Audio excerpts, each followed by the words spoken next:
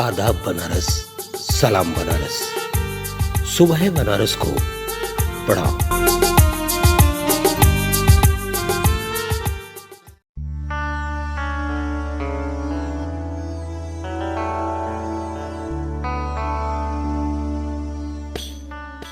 सुधीजन, यह वृत्तचित्र काशी की उन जीवंत गलियों की यात्रा है जहां हर मोड़ पर इतिहास सांस लेता है और हर दीवार भक्ति की गूंज सुनाई देती है।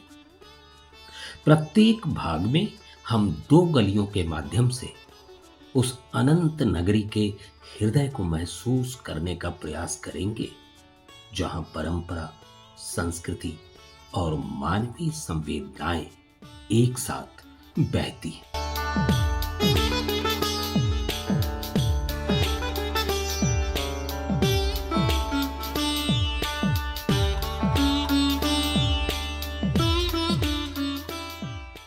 काशी का चौक केवल दिशाओं का संगम नहीं, जीवन के चार पुरुषार्थों धर्म, अर्थ, काम और मोक्ष का अद्भुत प्रत्यक्ष प्रतीक है। विशेषरगंज का मार्ग हमें अर्थ की खोज की ओर ले जाता है। गुदौलिया की ओर मुड़ने वाला मार्ग धर्म की यात्रा है जो श्रद्धा और आस्था के विश्वनाथ में विलीन हो जाती है।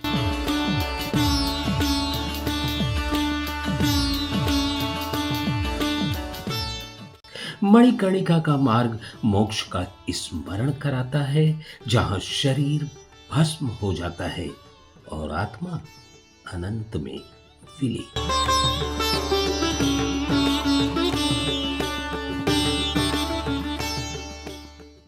दालमंडी की ओर जाता मार्ग काम का प्रतीक है, जीवन की सहज इच्छाओं, आकर्षणों और वासनाओं की ओर।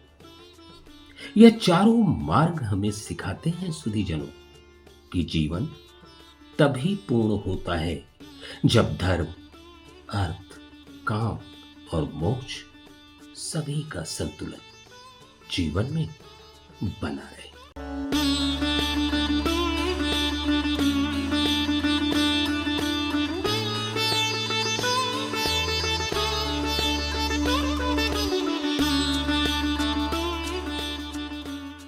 तो आइए सुधीजनों, हम गलियों की अपनी यात्रा को प्रारंभ करते हैं। और यात्रा का प्रारंभ काठ की हवेली वाली गली से। पक्के मोहाल के जिस आंगन में कभी वीरांगना रानी लक्ष्मीबाई पली बढ़ी थी, वो काठ की हवेली अब गुजरे जमाने की चीजों में शुमार हो जाएगी। हवेली का पूरा हिस्सा सुधीजनों ढहकर मलबे में तब्दील हो चुका है।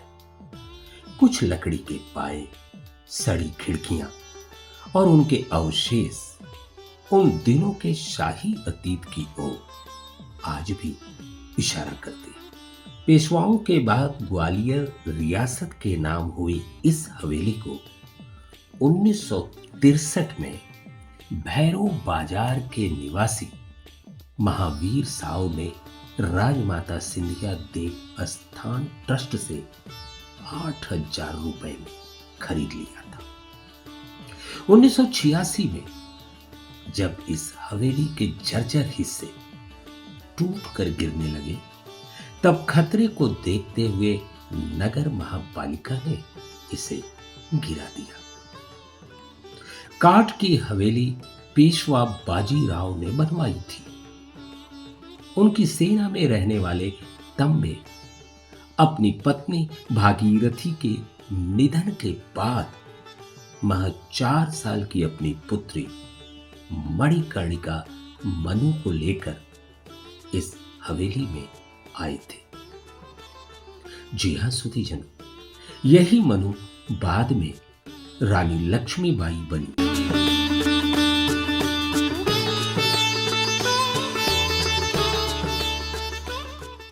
नगर निगम के दस्तावेजों में यह मकान आज की तारीख में 34/5 A के नाम से दर्ज है।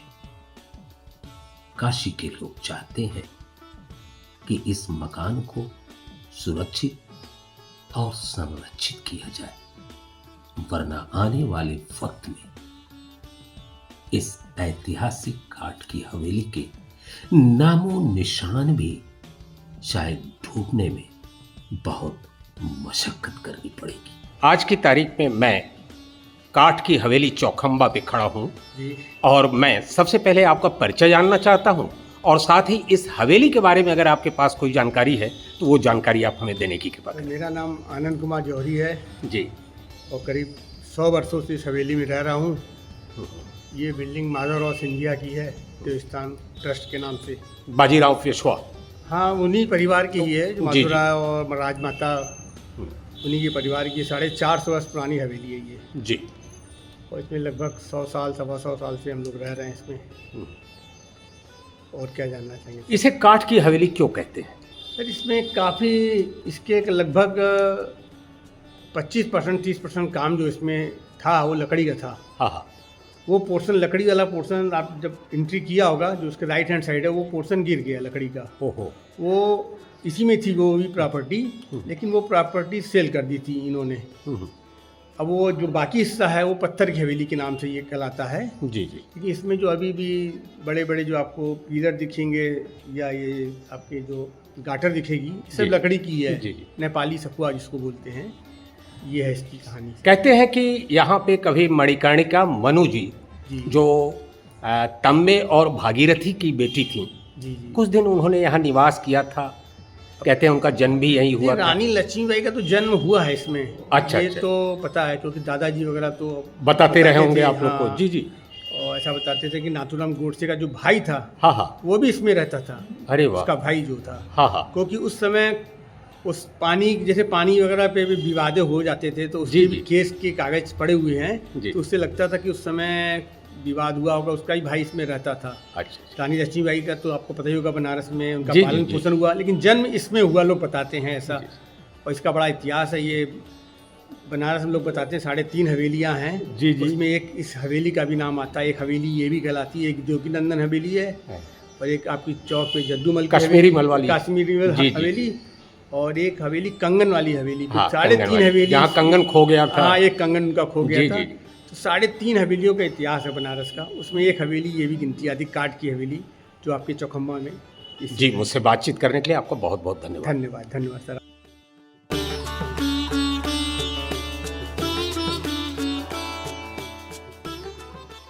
आइए सुधीजन, एक दूसरी गली में चलते हैं। इस गली का नाम तो बड़ा ही दिलचस्प है। यकीन भी नहीं होगा आपको इस नाम पे। नाम है इस गली का चोर गली। दरअसल चोर गली पे गढ़ा गया मुहावरा, घोड़े पे हौदा, हाथी पर जीन, काशी से भागा वॉरेन हेस्टिंग्स, अब भी पक्के मोहाल के चबूतरों पे दोहराया जाता है सुधीजन। गजेटियर बनारस में उल्लेख है कि पहले 1 लाख रुपया, लेकिन वर्ष भर बाद 5 लाख और फिर 50 लाख रुपए देने की शर्त वॉरेन हेस्टिंग्स ने काशी नरेश के समक्ष रखी। राजा साहब के इनकार करने पर सेना की 4 टुकड़ी लेकर वह काशी पहुंचा। सेना ने माधव दास के बाग, वर्तमान में यह राधा स्वामी के बाग के नाम से वाराणसी में जाना जाता है, के सामने सेना ने पड़ाव डाला। सोमवार का दिन था। राजा साहब शिवाला से विश्वनाथ मंदिर दर्शन करने के बाद अपने तहसील कार्यालय का मुआयना कर रहे थे।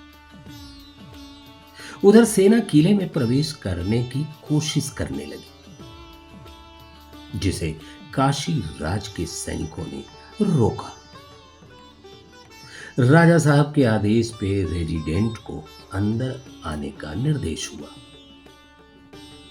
लेकिन अंदर एक अद्भुत दृश्य उपस्थित हो गया। रेजिडेंट की ढिठाई के कारण दोनों तरफ से तलवारें खिंच गईं। एक अंग्रेज अधिकारी ने तो राजा साहब की ओर बंदूक ही तान दी और तभी बाबू ननको सिंह की तलवार के वार से उसका सिर कटकर जमीन पे आ गया। लोमहर्षक घटना थी। इधर ये सारी बातें महल से बाहर चली गईं। जनता आक्रोशित हुई और जनता ने अंग्रेजी सेना को घेर लिया। लेफ्टिनेंट स्टाकर, लेफ्टिनेंट स्कॉट और लेफ्टिनेंट जॉर्ज सेमलास समेत 200 सैनिक मारे गए। उस वक्त उस मुसीबत की घड़ी में वॉरेन हेस्टिंग्स भारतेंदु भवन के पास से गुजरने वाली चोर गली में छिपकर अपनी जान बचाई। कहते हैं कि बाद में पुरानी पहचान होने के नाते बेनी राम ने ही वॉरेन को चोर गली से पालकी में बैठाकर सुरक्षित गंगा महल भिजवा दिया था, जहां 7 दिन उसे छिपा कर रखा गया। कुछ समय के बाद बंद बजरे से वॉरेन को चुनार के किले में पहुंचा दिया गया।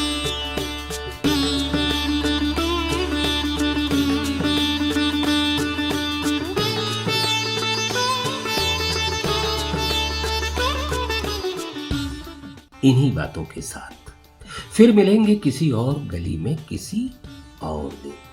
तब तक के लिए सुधीजनों, जय हिंद, वंदे मातरम।